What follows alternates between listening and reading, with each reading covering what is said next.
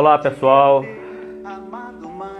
um bom dia, um bom sábado, são 12 de setembro de 2020, são exatamente 10 horas, né? E de vez em quando, aos sábados, a gente tem feito lives especiais de saúde com a presença do nosso queridíssimo amigo Dr. Francisco Machado Manhães de Castro, que já está entrando aqui, para a nossa conversa, tentando sempre ajudar as pessoas da melhor forma possível. Eliane, muito obrigado pela sua presença, seja bem-vinda. Olá, aproveitem. Bom dia, doutor Francisco, como é que vai? Tudo bem? Graças a Deus, tudo na paz. E você? Tudo tranquilo. Aproveitando agora e pedindo às pessoas que estão entrando que convidem os amigos, parentes, aderentes, tem um foguetezinho aí, Luiz, bem no rodapézinho do seu minha Instagram. Cabeça inteira dessa vez ou tá cortada feito da outra vez? Tá tranquilo, tá tranquilo, tá tranquilo. Bom dia a todos, bom dia, minha gente. Sejam bem-vindos. É um sábado especial, live de saúde, como sempre, com a presença aqui do Dr. Francisco Machado Manhães de Castro, nosso colaborador, nosso parceiro. Então a gente pede quem está entrando agora que convide pessoas, chame os amigos, mobilize a sua comunidade para que a gente possa, de alguma forma, ajudá-la, porque informação, educação e saúde nunca é demais, especialmente com as pessoas que fazem isso com gratuidade, com o coração, não é? E com a presteza de prestar a presteza de, olha só a redundância, a presteza de ser solidário com as pessoas. Mas, doutor Francisco, veja bem. Mais adiante, então, em figuras de linguagem. Tá certo. Doutor Francisco, a gente sempre abre as nossas lives registrando o número de pessoas que foram vítimas da Covid no Brasil. E hoje, infelizmente, registramos oficialmente 130 mil óbitos, 130 mil vidas. São muitas famílias machucadas. Escada, minha cidade, Escada, 52 óbitos, 52 mortes. Escada? Escada tem quantos habitantes? Próximo de 60 mil habitantes. 60 mil com 52 mortes, pois graças a Deus, pelo menos no município onde eu vivo, Barra, a gente tem 53 mil habitantes e até o momento só tem 3 óbitos conhecidos, né? Então, espero Parabéns que a gente pelo não trabalho de chegue vocês. perto do Escada nesse sentido. Tomara. E eu sempre trago para chocar e incomodar algumas pessoas que não querem admitir isso, a experiência do Vietnã, com quase 100 milhões de habitantes. 35 óbitos hoje, oficialmente. 35 óbitos. E pelo que nos consta, a economia do Vietnã, o país não vai sumir do mapa, o país não vai quebrar, se desmantelar todo. A vida em primeiro lugar, sempre. Não é, doutor? Sempre. Na realidade, eu acho que o nosso resultado, né, é fruto da cultura da gente, que banaliza muito a morte, banaliza a violência e banaliza outros problemas mais, que trazem essas repercussões a longo prazo. Você falou do coronavírus, até o momento no mundo são 28 milhões 700 mil casos, 920 mil mortes. Existe uma chance de que até o fim desse mês ou no outro, a gente chegue a 1 milhão de mortes no mundo por conta do coronavírus. Então, para quem achava que era uma brincadeira, não é exatamente uma brincadeira, né? 1 milhão de mortos é a proporção de uma guerra. Verdade, é muita coisa. De uma grande guerra, não de uma guerra local. Exatamente. Olha, a gente pede às pessoas que estão entrando agora que convidem outras pessoas, que apertem o coraçãozinho e vamos conversar. Doutor Francisco, Setembro Verde. Setembro Verde, por que Setembro Verde? Esclareça aí para as pessoas. Eu queria dizer uma coisa importante. Para as donas de casa, doutor Francisco, que não podem ficar olhando para o celular, escutem as lives como rádio. Também funciona, é super legal. Você coloca o fone no ouvido, você coloca a distância perto assim, você está preparando a sua comida, preparando o seu alimento, né? Cuidando da sua casa e está aprendendo, né? Está se conscientizando. Então, sejam todos e todas muito bem-vindos. Agora vamos lá. Setembro Verde. Qual a importância desse momento histórico e fundamental para todos nós? Então vamos lá, deixa eu dar o bom dia, senão meu pai arranca minhas orelhas. Bom dia, eu sou Francisco de Castro, médico, trabalho com saúde da família, comunidade e emergências. Tenho um bom tempo e vamos começar com uma frase de peso só para causar, né? E a gente vai repetir ao longo da live, já que a gente vai falar sobre vacina, vamos lá com a frase de peso. A vacinação é o método mais eficaz de prevenção e combate a doenças infectocontagiosas. Repetindo, a vacinação é o método mais eficaz. Não existe outra maneira médica, científica, mais eficaz de combater doenças infectocontagiosas, senão vacina e vacinação. E aí é bom a gente deixar isso bem claro e repetir, para a gente tentar dissolver, desconstruir aqueles movimentos que são baseados em fake, em falácias ou em alegações, premissas falsas, que são aqueles movimentos anti-vacina que a gente ouve falar no mundo e que a gente teve uma prova desgostosa disso aqui, com um esboço de movimento anti-vacina em relação à vacina contra a Covid-19, que a gente ainda nem tem vacina, mas já tem um esboço de movimento anti-vacina por parte da ignorância. E aí eu quero lembrar também, em relação à ignorância, outra frase que eu usei nessa semana nas redes sociais, mas que é importante a gente ter em mente, de Albert Einstein. Tudo aquilo que o homem ignora não existe para ele. Por isso, o universo de cada um se resume ao tamanho do seu saber. Então, na realidade, as pessoas que vivem em função da própria ignorância, elas desconhecem os caminhos científicos, por exemplo, e os benefícios da vacinação simplesmente por ignorância. Não é outra coisa não, é ignorância. Que se elas estudassem a história da medicina, a história da vacinação, elas iam ver que não existe, né? A gente tem alguns marcos importantes na história da medicina, mas, sem dúvida, um dos principais avanços médicos, tecnológicos na história da humanidade foi a vacina e a vacinação, que a gente vai falar mais adiante. Mas, então, falando sobre o setembro. Né? Setembro tem várias campanhas de conscientização e combate a várias doenças. Por exemplo, você tem o Setembro Lilás, que é também uma campanha de conscientização sobre a doença de Alzheimer e sobre as repercussões dela. Você tem o Setembro Roxo, que fala sobre a fibrose cística. A fibrose cística é uma doença genética que afeta principalmente os pulmões, mas também pode afetar pâncreas, fígado e rins. E ela é uma doença genética porque ela é herdada geneticamente quando a pessoa tem 2 genes recessivos de uma determinada, que são responsáveis pela síntese de determinada proteína, que é a proteína reguladora da condutância transmembrana da fibrose cística. Então, as pessoas que têm esses genes, os 2 genes recessivos, elas desenvolvem, apresentam a doença, que a gente também está no mês de conscientização sobre a fibrose cística. Fibrose cística é essa que, inclusive, a gente consegue dar o diagnóstico, ou pelo menos presumir o diagnóstico, no teste do pezinho na criança. Então, você veja como os instrumentos que a gente tem de prevenção são importantes ao longo de todo o ciclo vital da gente, né? No teste do pezinho, você consegue dar o diagnóstico, por exemplo, e encaminhar o paciente desde o nascimento. No passado, as pessoas que tinham fibrose cística viviam 1 década no máximo, ou até menos, por conta de infecções repetidas nos pulmões por conta desse problema. Porque o que acontece? Esse gene, ele codifica uma proteína que regula o fluxo de líquido e de íons através da membrana das células. E isso nos pulmões faz com que se acumule muco e, com isso, a pessoa vai tendo infecções de repetição que vão destruindo os pulmões e submetendo ela também ao risco grave de uma infecção mais grave e morrer por conta disso. Por isso que é importante a gente falar também e esclarecer sobre fibrose cística. A gente pode falar de doenças respiratórias e doenças genéticas em outras oportunidades. Mas é basicamente isso. E falar sobre a importância do teste do pezinho. Né? Hoje em dia, para você ter ideia, Luiz... Eita, perdoe aí, professor Diógenes. O professor Diógenes está tentando falar com como é que a gente deve orientar a oratória. Né? Para você ter ideia, gera uma impressão de incerteza. Mas não é incerteza. Hoje em dia, as pessoas que são devidamente assistidas nos países desenvolvidos, mesmo com fibrose cística, vivem até 40, 50 anos, até os 40, 50 anos de idade, quando antigamente era bem menos do que isso. Além disso, você tem o Setembro Vermelho, que é também o mês de conscientização sobre as doenças cardiovasculares.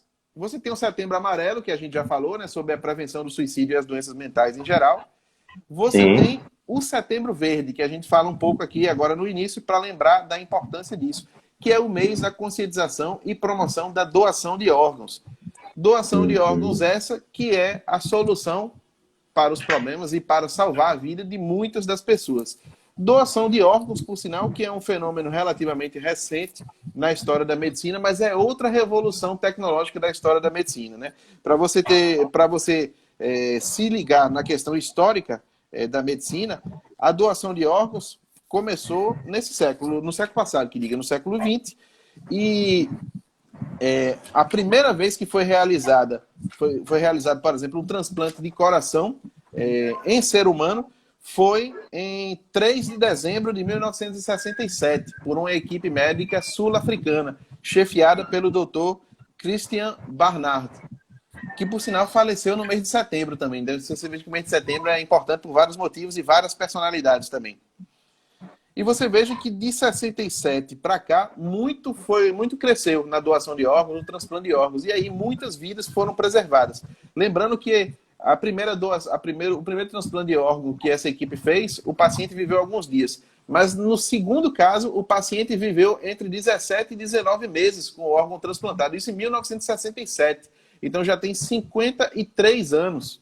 Vai completar 53 anos em dezembro. E, infelizmente, os números no Brasil, até pouco tempo atrás, não eram bons acerca disso, porque a gente tem uma cultura meio arcaica em termos de doação de órgãos, né, e de ser enterrado com os órgãos, ou então com o cadáver por si só preservado. Mas o fato é que quando a pessoa doa os órgãos, depois de fazer a retirada dos órgãos, obviamente se cuida para que o mínimo possível seja percebido de diferença no corpo daquela pessoa que doou os órgãos. Então isso não deveria ser uma grande preocupação. A gente tem uma legislação e também um sistema, vamos dizer assim, jurídico que dificulta um pouco as coisas. Por exemplo, eu não sei se você lembra, Luiz, mas no ano de 99, se eu não me engano, se eu não me engano, que é parte da minha vida, mas no ano de 99, eu tirei minha carteira de identidade. Naquele ano, você tinha carimbado na sua carteira de identidade se você era doador de órgãos ou se não era doador de órgãos, para tentar facilitar a doação de órgãos. Verdade. E aí surgiu um monte de fake, de que tinha gente sendo... de que toda sorte de fake aparece, né?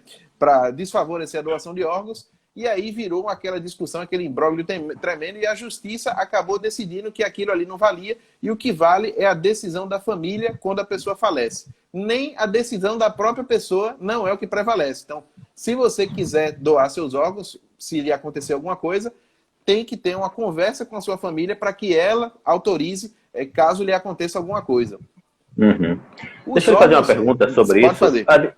Desculpe, pode ser até que o senhor comente isso, mas só por uma questão de precaução, eu vou fazer a pergunta.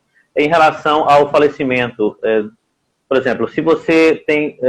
em que estágio desse falecimento a pessoa pode ser um doador? A família pode autorizar a doação? Então, aí entra outra questão interessante, que a gente pode discutir mais aprofundadamente depois, mas o conceito de morte. O que é morte? Do ponto de vista médico, para nós, morte é quando o seu cérebro para de funcionar. Quando você tem a chamada morte cerebral. Por que isso? Porque os seus órgãos podem continuar funcionando, mas a pessoa que você já não está mais lá. O cérebro parou de funcionar e, de uma maneira geral, sempre ele não volta a funcionar uma vez que você tem morte cerebral. Então, os órgãos, mesmo depois que o seu cérebro morre, continuam funcionando algumas horas ou alguns dias. E esse é o intervalo de tempo que você tem para fazer, para efetivar a doação dos órgãos. A pessoa já morreu, a pessoa que estava ali dentro daquele cérebro, daquele corpo morreu, mas alguns órgãos continuam funcionando e podem ser viáveis.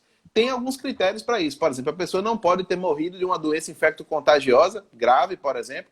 A pessoa tem que ter os órgãos funcionando bem. Em geral, são pacientes jovens que doam, mas os órgãos podem ser aproveitados até perto dos 70 anos de idade, para você ter uma ideia, dependendo das circunstâncias. Então, tem muito que se discutir a respeito disso e precisa amadurecer muito isso no Brasil.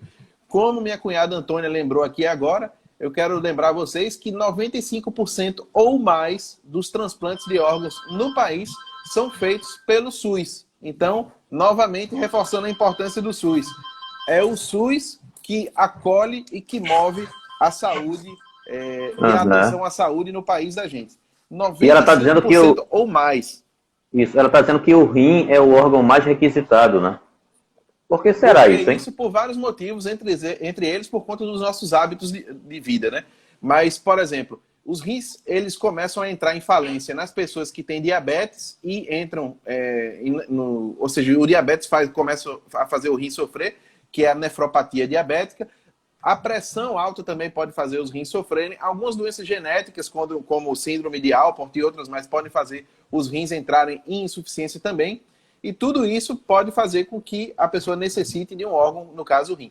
Tanto é que você pode ver que a gente tem milhares, se não milhões de pessoas em doença renal, em insuficiência renal crônica, e muitas delas fazendo hemodiálise. Quando a pessoa faz hemodiálise, significa que o rim dela não está funcionando. Pode ser por um problema agudo que seja reversível, mas boa parte das vezes é por um problema crônico que não é reversível. Então, a solução para a pessoa sair da hemodiálise, por exemplo, é o transplante do rim. Doutor Francisco, a professora Edilza... Não tem transplante apenas de rim. Você tem transplante de coração, de rim, de fígado, de pulmão. Você tem transplante até de face. A gente pôde acompanhar na mídia, por exemplo, um tempo atrás, que teve... Córnea também, né? Córnea também, para recuperar a vista, a visão de algumas pessoas. Mas, por exemplo, teve um caso em que os cachorros devoraram a face de uma pessoa na França e nos Estados Unidos também, e aí ela transplantou uma face inteira, para não ficar com aquele problema, né, de ficar amostra, osso, carne, sem tudo... Sim.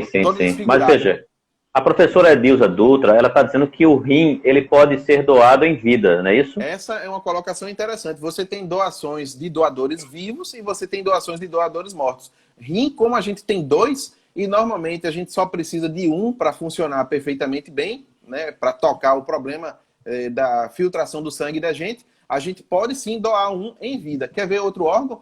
O fígado. A gente pode doar o fígado em vida sem problema algum. Quer ver outro?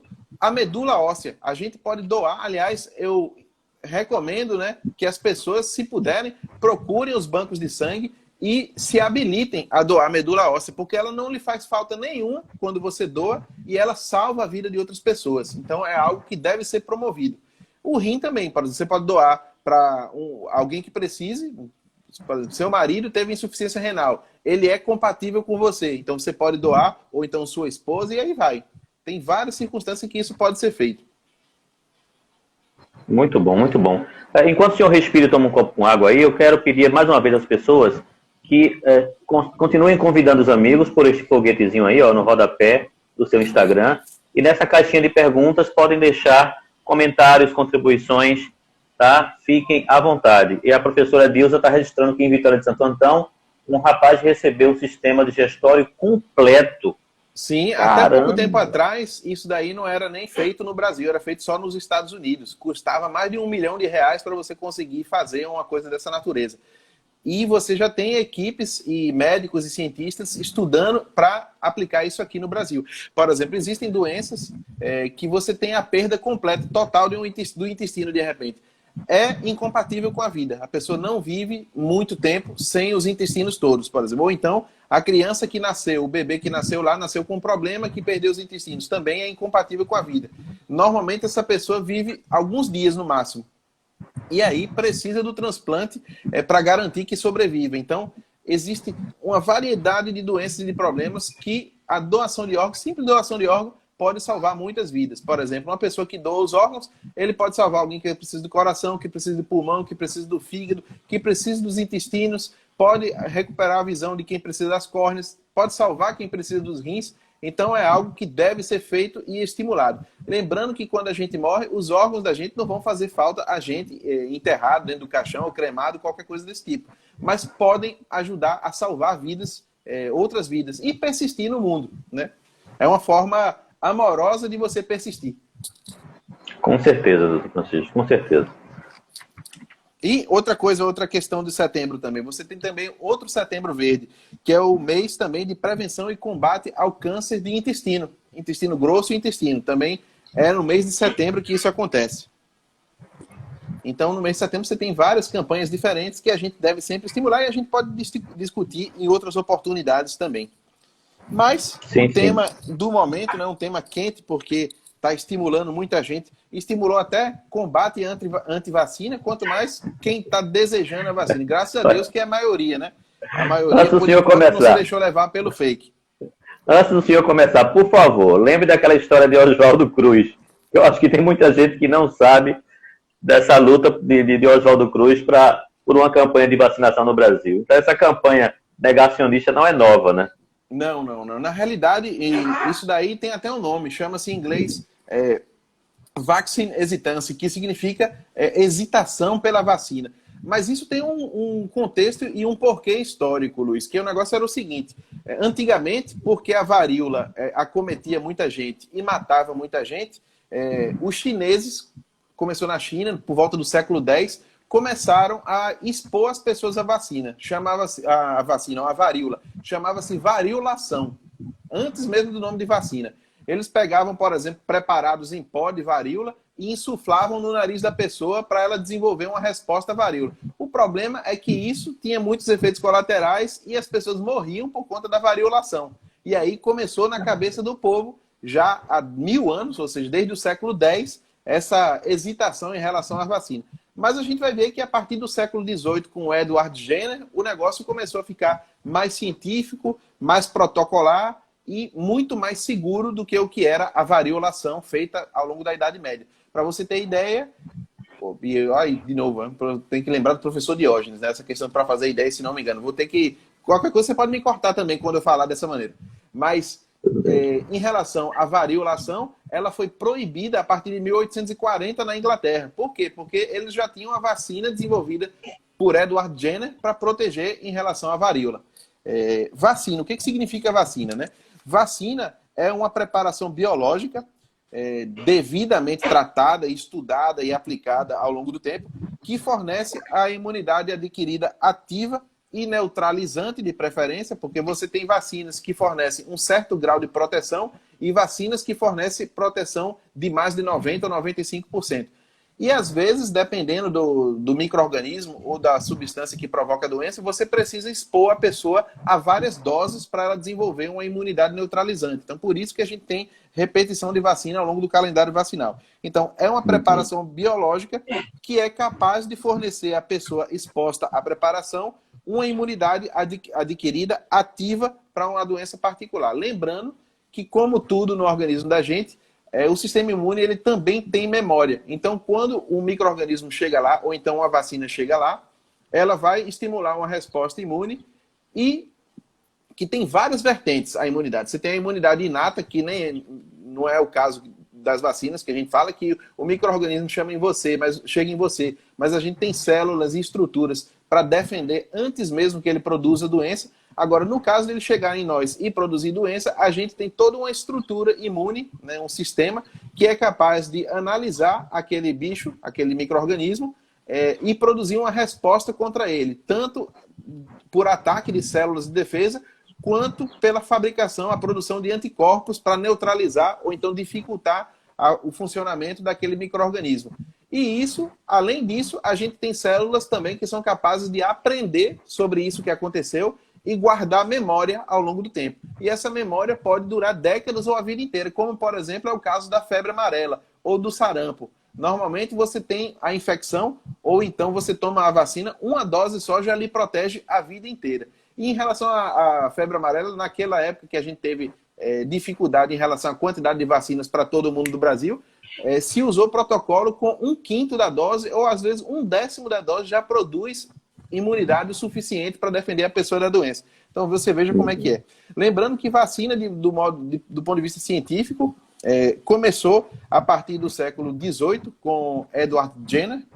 Edward Jenner foi um estudioso britânico que, inclusive, os termos vacina, por exemplo, deriva do que ele criou como termo para a varíola da vaca. Varíola da vaca, em latim, significa...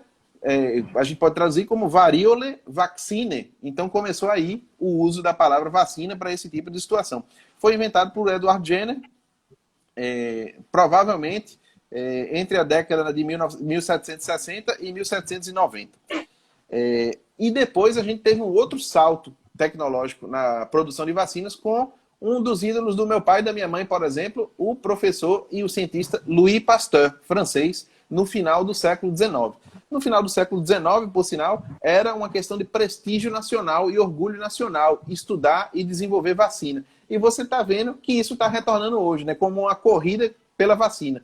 Como se fosse parecendo a Guerra Fria, né, na realidade. Alguns países brigando para ver quem desenvolve a vacina primeiro e quem aparece para o mundo como sendo responsável pela primeira vacina contra a Covid-19 agora. Vários são os aspectos interessantes da vacina, né?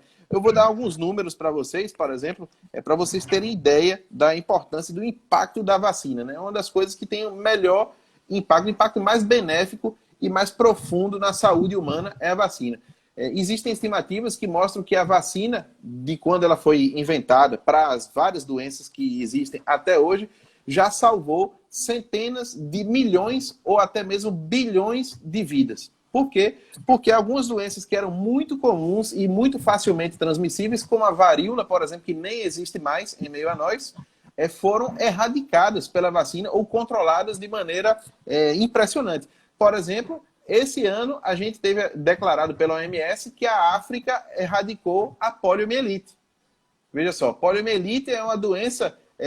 provavelmente, se o pessoal da audiência que está assistindo a nós aqui for muito novo, não sabe nem o que é poliomielite e não sabe nem as repercussões daquilo. Mas você, por exemplo, Luiz Carlos, ou meu pai, que é mais velho do que você, vocês devem provavelmente conhecer gente que ficou paralítica por conta de poliomielite, ou então que um membro deixou de funcionar. Eu tinha um professor na escola, por exemplo, que ele andava de moletas porque ele teve poliomielite e isso daí afetou as duas pernas dele.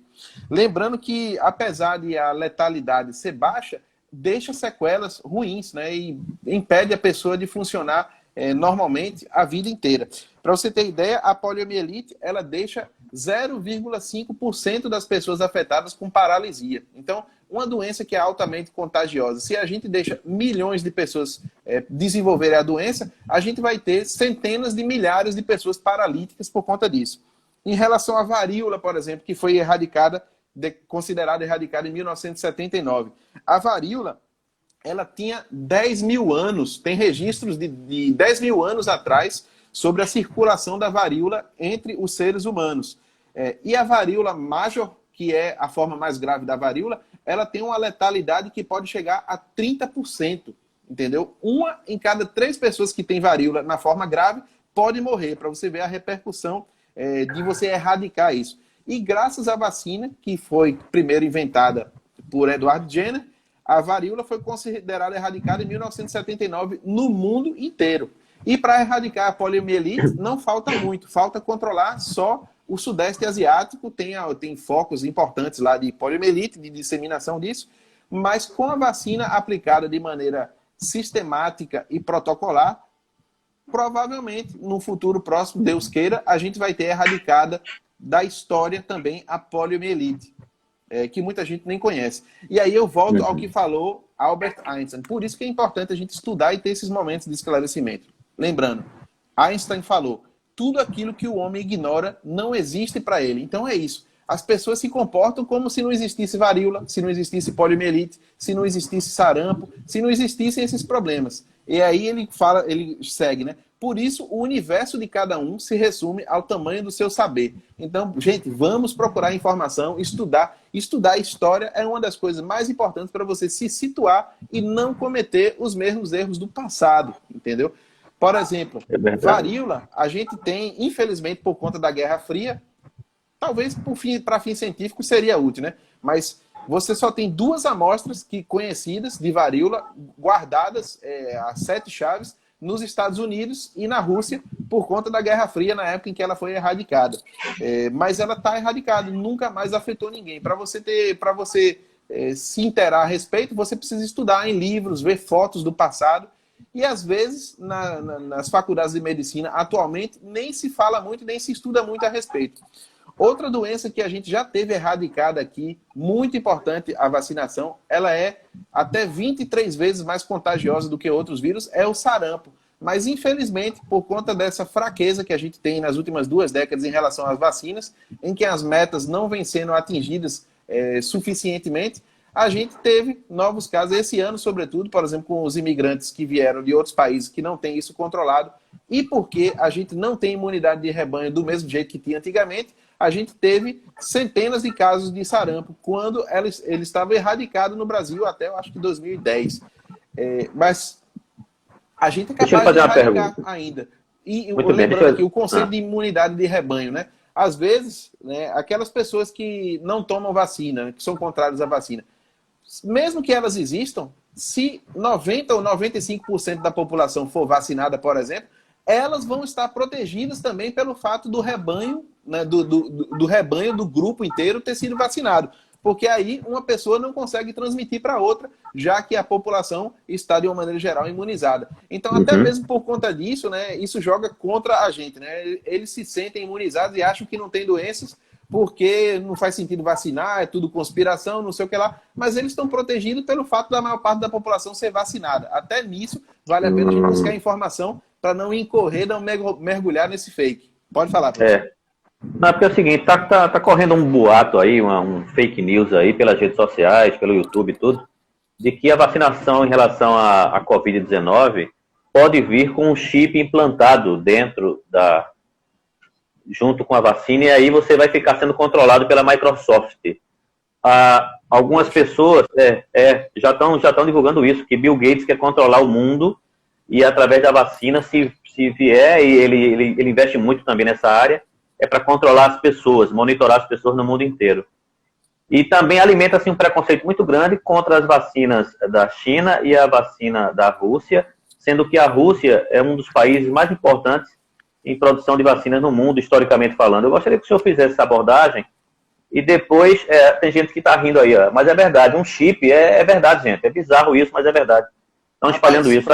Comente isso para que eu possa abrir a caixinha de perguntas. Assim, vou voltar àquela frase que a gente falou de novo, né? A vacinação é o método mais eficaz de prevenção e combate a doenças infecto-contagiosas. Guardem isso na cabeça. Segundo, não existe nenhuma evidência científica ou possibilidade científica de algo dessa natureza acontecer, sobretudo em escala populacional, né? Então é puro fake news, puro boato. Você quer ver outro boato que rolou em relação a isso há pouco tempo atrás? Não tem aqueles termômetros em formato de pistola? Produção, traz aqui um termômetro, por favor. Estavam dizendo que se você deixasse que os médicos usassem esse termômetro na sua testa, você ia afetar a glândula pineal da pessoa e a pessoa ia ter problemas com isso. Então, é todo tipo de conversa fiada, bizarra que existe. O que eu fico impressionado é como é que tem gente que perde tempo. Na realidade, não perde tempo, né, Luiz? A gente sabe muito bem que essas pessoas são pagas para isso, para desinformar.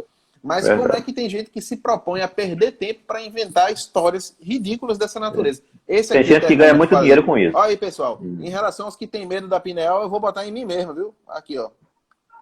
Eu uso tranquilo, não tem problema nenhum. Tá sem pilha, bota pilha aqui para agredir minha pineal. Mas é um total disparate, um total absurdo. Em relação a Bill Gates, por exemplo, eu não sei se vocês sabem, mas Bill Gates já tem mais de 60 anos, já deve estar por volta de 70 anos. Daqui a pouco, com, sem ou apesar de vacina, Bill Gates vai falecer. Ele vai controlar o mundo como? Do caixão. Então, é um total disparate, não faz o menor sentido. Desliguem-se de fake news. Redes sociais, elas são boas para esses momentos, quando você tem pessoas que estão interessadas em informar, tentando estudar para passar informações. Estudar significa muito papel, muito livro, muita ciência, muitos artigos, muitos sites que você visitou de instituições sérias e reconhecidas ao longo da história, e não conversa de boca, de WhatsApp, né? Então, se você tiver alguma dúvida... Outra coisa, pessoal, dúvidas são legítimas. É legítimo você ter essa dúvida, se é possível implantar um chip no mundo inteiro para controlar. É legítimo. Faça suas perguntas, tire as suas dúvidas. Que aí, no fim das contas, se informando, você vai saber que a maior parte dessas coisas é tudo disparate. Não tem nada a ver, não existe a menor possibilidade. É só gente tentando semear a discórdia e a desordem para ver se lucra com isso. Porque tem gente que lucra com isso. Aqui, pessoal, só para mostrar a vocês, eu vou agredir minha pineal aqui. Olha, tô sem febre, 36,7 e não tô com febre, então tá beleza. Muito obrigado, produção. Parabéns, Gil, você tá com uma equipe maravilhosa aí. Deixa eu abrir aqui a caixinha A equipe aqui é Antônia, Alane, né? Antônia é a cunhada, Alane é a esposa, e Dona Lita, que é a minha sogra, tá ali também, tá? A equipe de suporte. Maravilha, maravilha.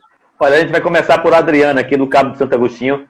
Pernambuco é referência no transplante de algum órgão? Pergunta de Adriana Ribeiro. Na realidade, sim. A gente tem equipe de... Quando eu estudava na faculdade, por exemplo, na UFPE, no Hospital das Clínicas, a gente tinha equipe de transporte de rins e coração.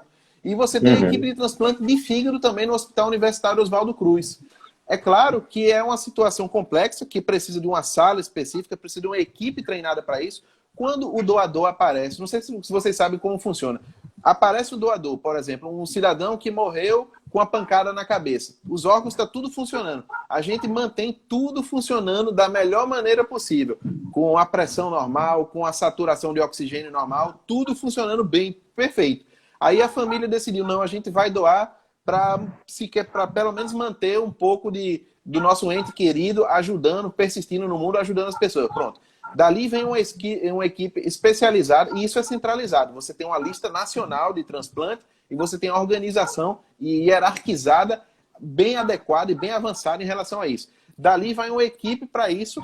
Às vezes, o próprio serviço tem a sua equipe também, né? Grandes hospitais, por exemplo, do SUS, alguns deles têm equipes para fazer a retirada dos órgãos. Dali vem uma equipe com um avião ou helicóptero, uma equipe aérea, pegar aqueles órgãos acondicionados de maneira adequada e levar para os receptores de acordo com a lista de doação. Lembrando que não existe esse negócio de furar lista, furar fila, não existe nada disso.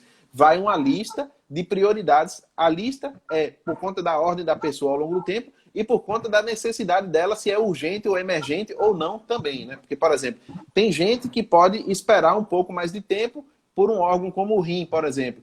Tem gente que precisa daquilo naquele momento. Então, isso daí vai variar. Existem critérios, lei, normativas, portarias rigorosas a respeito disso. Então, vale a pena você saber isso, porque não é de qualquer jeito e de qualquer maneira que se faz. Existe tráfico de órgãos no mundo, né? A gente ouve falar, por exemplo, em países da África ou da Ásia que tem esse problema, mas aqui no Brasil o controle é bastante rígido e normatizado a respeito de transplante, doação de órgãos em geral. Em relação à vacina, voltando, a varíola chegou a matar, ao longo da história, porque ela tem 10 mil anos, ela tinha 10 mil anos circulando entre nós. Matou centenas de milhões, se não bilhão de pessoas, por exemplo. E foi erradicada em 1979. Isso só foi possível depois da vacina, ou da vacinação em larga escala na população toda. Organizada e centralizada por quem? Pela Organização Mundial da Saúde, que tem gente que gosta de falar mal, por exemplo. Então, a gente tem que pensar sempre nos prós e nos contras, tem que pensar na importância histórica das coisas. Lembrando que até mesmo a Organização Mundial da Saúde é composta por seres humanos que, por essência e natureza, são falhos. Então, falhas acontecem, mas o que houve de contribuição na ciência a respeito disso é indiscutível. Para vocês verem também a importância de vacina. Doutor Francisco, diga. Me perdoe, eu vou agilizar essa leitura aqui para tirar essa tarde aqui da tela. Já houve pronunciamento das entidades sobre a vacina para a Covid, se ela é atenuada ou inativada? Então, Janaína, a ouvinte Janaína, uma boa pergunta. Existem vários tipos de vacina. Você tem as vacinas de micro-organismos inativados, que eles passam por um tratamento químico, ou biológico, ou físico, para destruir o vírus ou a bactéria, e aí os pedaços dele vão provocar a reação imune na gente, da imunidade da gente. Você tem a vacina de vírus vivos atenuados, que eles são tratados para entrarem na pessoa e provocarem a reação imune, mas não provocar a doença. E você tem preparações dessa natureza para a Covid-19, são as principais estudadas no momento. Mas você tem também equipes tentando preparar subunidades, pedaços do vírus, por exemplo, para provocar resposta imune, e você tem estudo também com vírus inativado. Mas nesse momento, por exemplo, se eu não me engano, a vacina da Oxford, ela é de um adenovírus, que eles pegaram um pedaço, uma proteína receptora do coronavírus, botaram naquele adenovírus que já vem sendo estudado há mais de 10 anos. Aí vem aquela questão também, né? Vem aquele outro fake. Poxa, como é que vão fazer uma vacina em não sei quantos meses? Lembrem-se que a epidemia de SARS, que aconteceu na Ásia, vem de 18 anos atrás, isso mesmo, 2002, 2003. E a epidemia de MERS, que aconteceu no Oriente Médio, foi em 2013 e 2014. Então, já tem anos, mais de década, estudando vacina para SARS, por exemplo. O que pegaram? Pegaram um protocolo que já existia para SARS-CoV-1, que foi aquele que causou aquelas mortes em 2002 e 2003, e adaptaram para esse novo coronavírus. Então, eles pegaram um pedaço desse coronavírus, botaram nesse adenovírus que eles usam para carregar e provocar a resposta imune nos seres humanos. Então, são vírus atenuados que não são capazes de provocar a doença, mas que são capazes de provocar a resposta imune da pessoa.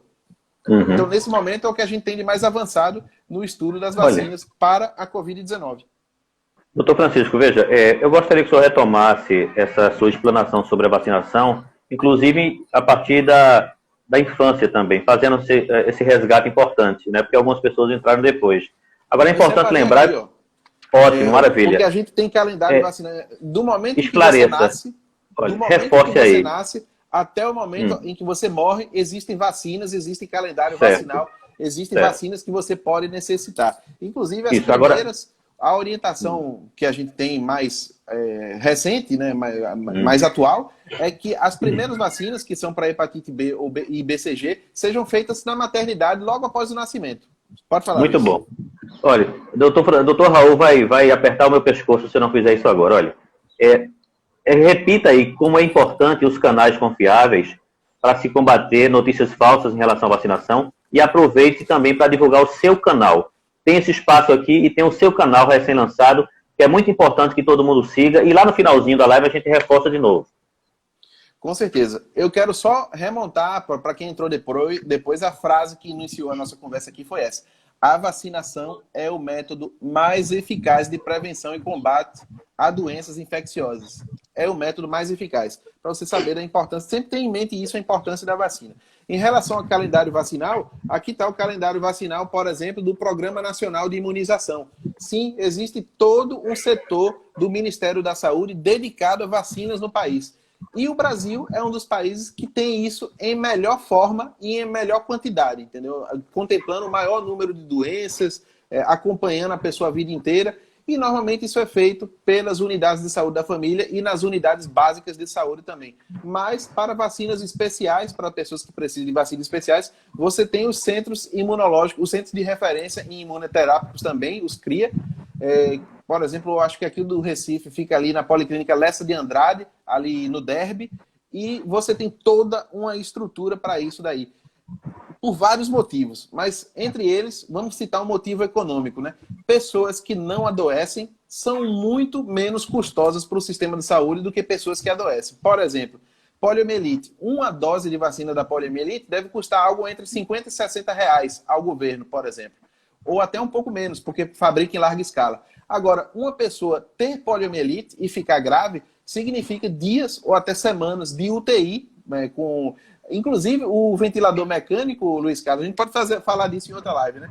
Foi criado em virtude de epidemias de poliomielite, por exemplo, para ajudar as pessoas a respirarem. Porque a poliomielite, a forma grave paralítica, ela paralisa a sua musculatura e você fica sem poder respirar e morre asfixiado por falta da respiração. Então foi criado aqueles pulmões artificiais, antigamente, quando eles foram criados, era tipo uma cápsula onde você botava a pessoa inteira dentro e por pressão negativa ia expandindo ia expandindo e retraindo a caixa torácica para a pessoa poder respirar. São os pulmões artificiais mecânicos de antigamente. E aí foi evoluindo até o que nós conhecemos de hoje em dia, que salvou milhares de vidas, se não milhões, em relação à Covid-19. Porque, por exemplo, se a gente está chegando perto de 1 milhão de mortes, e a mortalidade, quando a pessoa chega da UTI, por exemplo, é de cerca de 20%, significa que, apesar de 1 milhão terem morrido, provavelmente 4 milhões ou mais foram salvos por essas tecnologias médicas que existem. Então, a gente tem que apostar na vacina também para salvar outros milhões antes sequer delas adoecerem, para prevenir e combater. Outra coisa importante em relação a vacinas também é que você tem vacinas profiláticas, que são essas que a gente expõe a pessoa a pedaços do vírus, a vírus atenuado, ou a outro tipo de substância relacionada, por exemplo, aos polissacarídeos, que são parte da estrutura da bactéria. Você junta com a toxina e torna ela mais imunogênica e você protege a pessoa dessa maneira. E você tem também vacinas terapêuticas sendo estudadas, que são aquelas vacinas que a pessoa já está com a doença, por exemplo, HIV, AIDS e cânceres, mas você aplica a vacina para estimular a resposta imune da pessoa doente contra aquela doença. E existem estudos que mostram que tem uma probabilidade de sucesso alta em alguns casos. Então, vale a pena também apostar por esse lado. Em relação ao calendário vacinal, você perguntou o que mesmo, Luiz Carlos? Na realidade, a gente tem aqui, ó, eu mostrei aqui a vocês, esse é o calendário nacional vacinal. A importância para as crianças de imunização. Dessa campanha daí, isso. É absolutamente indiscutível. Para você ter ideia, vamos de novo para o sarampo, né? Em relação à história do sarampo. Eu estou insistindo nisso, me perdoe, eu estou insistindo nisso porque por conta dessa campanha contra as vacinas, muitas crianças estão deixando de ser imunizadas, já aqui no Brasil, viu? O sarampo está voltando de São Paulo e em outros países também, já que essa fake news é mundial, é global. Essa história da antivacina foi reforçada alguns anos atrás por um fake news, um artigo publicado, teoricamente científico, né? Mas que se verificou na realidade que era um fake científico, que associava vacinas ao desenvolvimento de autismo das crianças. Mas se observou que não existe essa relação. Na realidade, foi um grande equívoco, um grande fake científico. Mas aí, as pessoas que são dadas ao conspiracionismo se apegaram àquilo ali e até hoje vem essa defesa esquisita contrária à vacina, né? Em relação à vacina, vamos para mais números para você saber a importância, né? É de um vulto tão grande, é de uma envergadura tão grande que é difícil até você calcular em números, né? Mas, por exemplo, em 1980, nós tivemos 2,6 milhões de mortes por sarampo no mundo, certo? 10 anos depois, em 1990, foram 545 mil. Então, apesar da população ter crescido muito, a gente teve uma redução de 80% da mortalidade de sarampo no mundo. Isso graças à vacina. Em 2013, tivemos 96 mil mortes por sarampo no mundo. Em 2015, 73.400. Então, nós saímos da casa de milhões de mortes por ano no mundo por sarampo para 73.400. E podemos erradicar, chegar a zero. Isso com vacina. Sarampo, não tem remédio para o sarampo, né? Só tem um tratamento de suporte, que a gente já conhece, mas não tem um remédio que a pessoa tenha sarampo, tome, pronto, vai melhorar com certeza. Então, a vacina foi a responsável por isso, para você ver. A gente saiu de milhões de mortes para dezenas de milhares. Essas são escalas, entendeu? Assim, não tem nem como comparar, não tem nem como você contradizer em números estatisticamente a importância da vacina. Deixa eu ver aqui a caixinha. Tem uma outra questão aqui, ó. Dilza Dutra, professora. Como falamos do sistema digestório, por que as crianças têm prisão de ventre? Tem alguma solução? Tem várias soluções, Edileuzo. Deixa eu só concluir aqui o raciocínio em relação à vacina. Pois não. Por exemplo, as pessoas que são contra a vacina. Vamos, por exemplo, da varíola. A varíola foi uma campanha organizada mundialmente, centralizada pela Organização Mundial de Saúde, e foi considerada erradicada em 1979. Em 1979 no mundo. Nos Estados Unidos e em outros países foi considerada erradicada antes. E para você ter ideia, nos Estados Unidos, a vacina contra a varíola já foi interrompida, se eu não me engano, em 1900. De novo, se eu não me engano, né? É mania, vou prestar atenção no professor de hoje. Mas a vacinação em massa foi interrompida em 1972. Ou seja, até mesmo se você quer interromper vacinação, você quer que as vacinas não sejam necessárias, se você vacinar todo mundo e a doença sumir, você vai conseguir isso. Então, talvez seja uma melhor estratégia do que tentar ficar combatendo e fazendo as doenças persistirem ao longo dos anos. Em relação à prisão de ventre, a constipação intestinal ou obstipação, pode acontecer, é muito comum entre nós, por alguns motivos. São eles, os hábitos nossos, basicamente. Para você ter intestinos funcionando num bom ritmo, num ritmo correto, adequado e que não lhe provoque problemas, tem 3 coisas que são fundamentais: água, fibras alimentares e exercício físico. Porque, na realidade, cada vez que você comprime, cada vez que você estimula a musculatura abdominal e ela se contrai, ela comprime o abdômen e isso faz com que o bolo fecal possa progredir para baixo também. Além disso, o bolo fecal é formado basicamente por fibras, água e bactérias. Então, se você tiver esses 2 componentes que você pode controlar, fibras e água, na sua dieta, muito provavelmente você vai ter um hábito intestinal muito melhor do que aquele que não tem. Uma pergunta de um leigo. Qual é o problema dos nossos hábitos? Normalmente, hoje em dia, a gente foca muito em carboidratos, proteínas e gorduras. E esquece fibras. Fibras são frutas, verduras, legumes, aveia, germe de trigo, semente de linhaça, cereais de uma maneira geral. Isso é o que faz os intestinos da gente funcionar. Aí a gente tem que fazer aquele meia-culpa. O quanto de frutas e cereais e legumes e vegetais que eu como por dia. E outra coisa, o que você dá à sua criança para fazer ela ficar feliz? É uma fruta ou é um pacote de salgadinho, de pipoca? Então tem que pensar essas coisas quando você quer que o seu filho tenha um hábito intestinal saudável e que não lhe provoque problemas. Eu ia tirar uma brincadeira, não sei se é uma brincadeira, uma coisa séria. Já ouvi dizer que até a posição em que a pessoa tenta fazer, tenta defecar e influencia. E aí eu lembro que muita gente agora fica com o celular assim, no vaso sanitário, assim, ó. Isso daí é outra questão importante. Na realidade, tudo isso, né,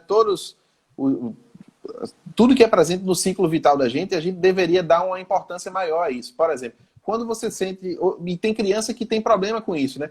Sente uma fisgadinha, aquela vontade de evacuar, mas não vai no banheiro por outro motivo, para ficar jogando videogame, para ficar mexendo no celular. Aquilo ali vai desestimular a evacuação dela com o passar do tempo.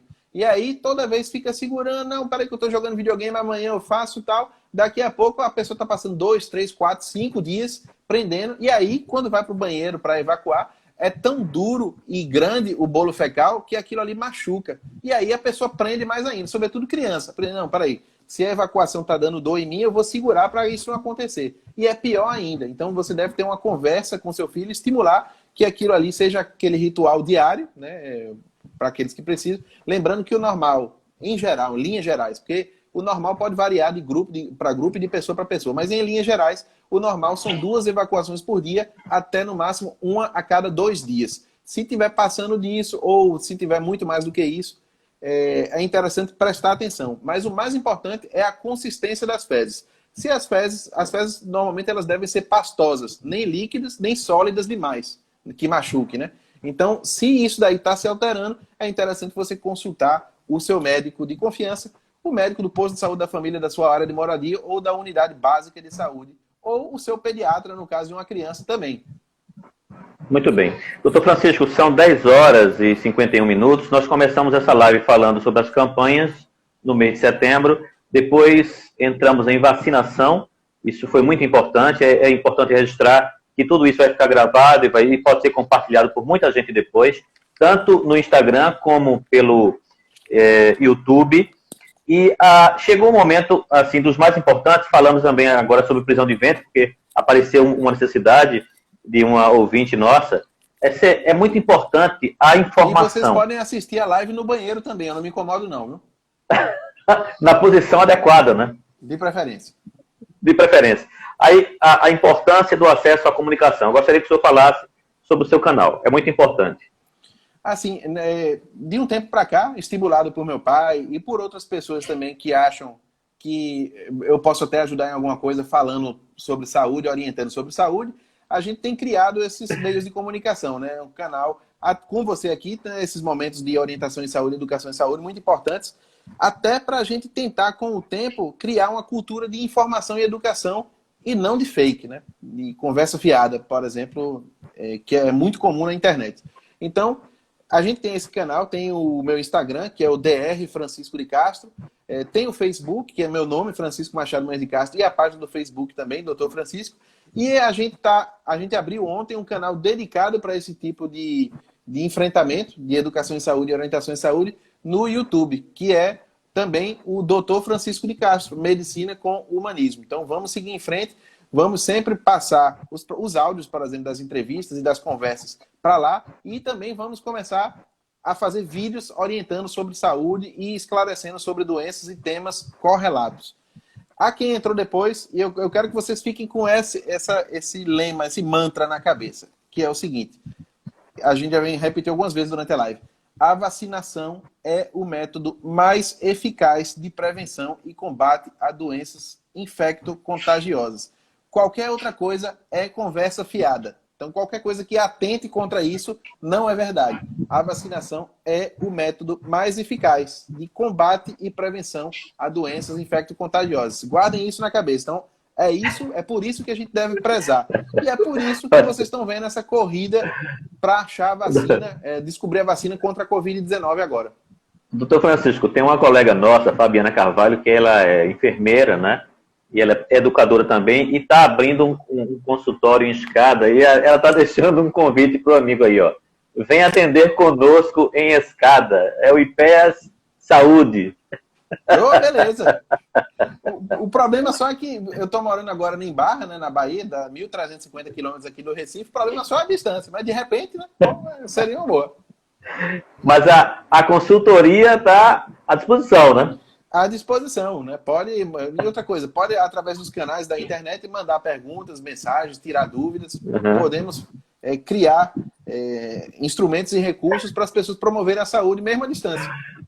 Olha, veja bem, doutor Francisco, já faltam 5 minutinhos, e eu fui em escada essa semana visitar meus pais, aí uma senhora chamada Denise, ela disse, quem é aquele médico que sabe de tudo? Eu disse, não, o nome dele é doutor Francisco. Sim, mas ele sabe de tudo. A gente vai para um médico num consultório, os médicos dão explicações muito pontuais. Eu disse, Denise, ele é clínico geral, ele tem uma visão ampla das coisas, ele é um estudioso, ele gosta de se comunicar e de informar. Então, veja, eu quero lhe perguntar uma coisa. Primeiro, não sei se o senhor pode falar aqui ao vivo, qual é a sua idade? Eu tenho 35 anos, vou completar 36 agora, dia 20 de setembro. E por isso o mês de setembro é importante na minha vida também. Ah, maravilha, maravilha, maravilha. Então, gente, setembro é um mês não só de muitas campanhas importantes, não é? Mês também do nascimento do grande cientista Josué de Castro, que foi agora no último dia 5. E morte, né? E morte. E mês também de nascimento do nosso queridíssimo doutor Francisco. Então, eu peço a todos vocês que, como forma de presentear antecipadamente, Denise está aí, batendo palminha, dando tchau. Vamos seguir todos o canal de Dr. Francisco no YouTube, acompanhá-lo aqui pelo Instagram, e eu peço ao amigo que essa parceria também nunca cabe, né? Porque é uma prestação de serviço extraordinária, né? Não, vamos tocar o barco. E, na realidade, apesar de eu ser um pouco relativamente novo, né? 35, né? Mas eu me formei em 2007, no final de 2007. Então já tem 12 anos de medicina. Já sou praticamente um dinossauro na medicina. Que coisa boa. Não, ainda não. Eu sou novo. Dinossauro mesmo é meu pai e minha mãe. Verdade. Sem ofensa, sem ofensa. Assim, isso me inclui também, né? No mundo dos dinossauros. O senhor está ali, está no intermediário. Esse senhor já disse tudo. Meu querido. Mas senhor é mania. É porque, por exemplo, o primeiro, a gente sempre se referia à minha avó e meu avô como senhor, e o primeiro trabalho que eu tive, quando eu saí da faculdade, eu fui logo servir a Marinha. E aí, é tudo senhor, chefe e tal, então isso aí ficou na minha cabeça. Eu me refiro às pessoas, quaisquer que sejam, com mais idade ou mais autoridade que eu, é senhor e chefe, é mania. Eu gosto disso também. Eu gosto disso também. Olha, doutor Francisco, muito obrigado. Dilza Dutra, a professora, disse que a gente deveria ter live de 2 horas, mas o objetivo aqui é provocar, instigar, orientar, estimular as pessoas a continuarem buscando também mais informações. O autodidatismo pode acontecer também nessa área, não é, doutor? Então, aproveite e faça as suas considerações finais para essa live maravilhosa. Para você estudar o autodidatismo, busque os canais corretos. WhatsApp, Facebook de quem não é autoridade no assunto, ou Instagram de quem também não tem respaldo no assunto, não são fontes seguras e confiáveis. Busquem fontes seguras e confiáveis. São essas: revistas científicas, sites já consagrados sobre divulgação de informação, mídia também já consagrada a respeito disso, porque tudo aquilo que não é consagrado e que não tem uma história conhecida e traçada, suspeite, né? Pode ter interesses que não são os seus por trás disso para divulgar alguma notícia, alguma ideia ou outra. Eu quero que vocês fiquem com esses 2 mantras na cabeça. A vacinação é o método mais eficaz de prevenção e combate a doenças infecto-contagiosas. Qualquer coisa que fale contra isso não é verdade do ponto de vista científico e médico. E o outro mantra é aquele de Albert Einstein. Eu quero que vocês fiquem com isso na cabeça também. Tudo aquilo que o homem ignora não existe para ele. Por isso, o universo de cada um se resume ao tamanho do seu saber. Então, vamos construir e engrandecer o universo da gente, procurando conhecimento, procurando saber, estudando, procurando as informações corretas nos canais corretos, como, por exemplo, do professor Luiz Carlos. Então, um abraço para vocês, bom dia, até a próxima, um beijo na minha família, né? E na produção aqui também um beijo, e até a próxima oportunidade. Inclusive, o senhor está recebendo aqui, ó, 1 minutinho, o senhor está ganhando um presente agora em setembro, né? Que mês maravilhoso, hein, para a família, né? Pois é, setembro, provavelmente vou ter o melhor dia da minha vida, o melhor presente da minha vida, que vai ser minha primeira filha nascendo, Eva, até o dia 20 de setembro. Pode ser a qualquer momento agora, mas se for no dia 20 de setembro, que é meu aniversário, melhor ainda. Um abraço, doutor Francisco. Paz, saúde. Segunda-feira estaremos de volta aqui no Mania de History, trazendo mais informações, mais contribuições para todos vocês. Não esqueçam de compartilhar esta live com o máximo de gente possível. E aqueles que são professores, levem esses temas para a sala de aula. Os nossos alunos, nossos estudantes, nossa juventude precisam demais dessas informações confiáveis. Aqui no Mania de História, no Mania de History, não temos fake news, como também no YouTube com o Dr. Francisco. Um forte abraço. Até mais, bom dia.